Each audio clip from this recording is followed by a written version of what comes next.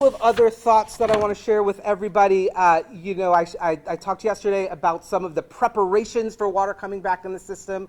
You may still see fire hydrants that are flushing water. Remember, we've got to flush water through the system to get air out of the system and to try to get some sediment out of the system. This is an important preemptive step to minimize the risk of water main breaks and other things that could be an issue for us as water re-enters the system.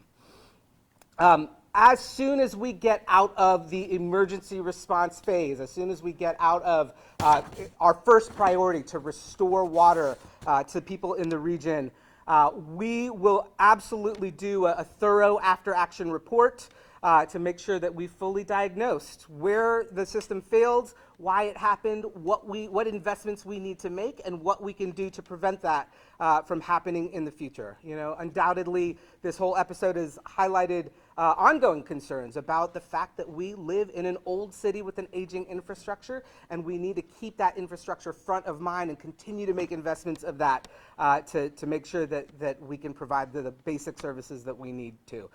Just as a point of reference, the oldest plant in our city, Plant 1 is what we call it, had its 100th anniversary this year, or in 2024, right?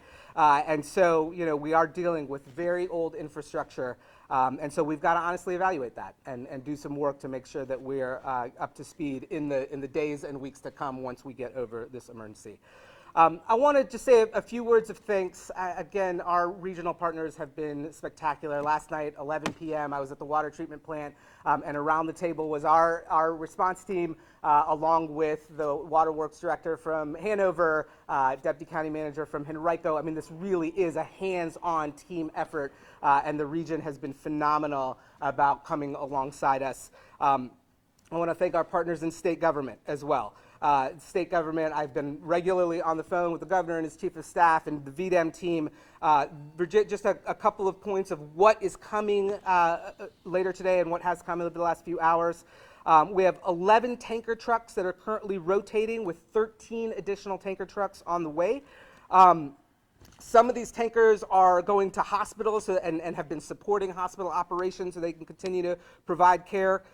Overnight, the state deployed the National Guard, who is coming here with 2,000-gallon trailers to help provide water to isolated points, and then about 600,000 bottles of water that are being deployed.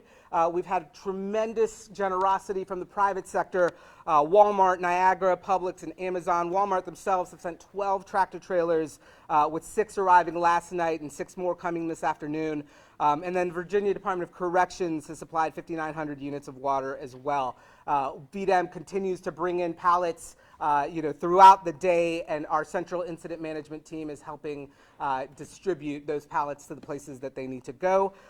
Meanwhile, our city will continue to stand up its water bottle distribution operations.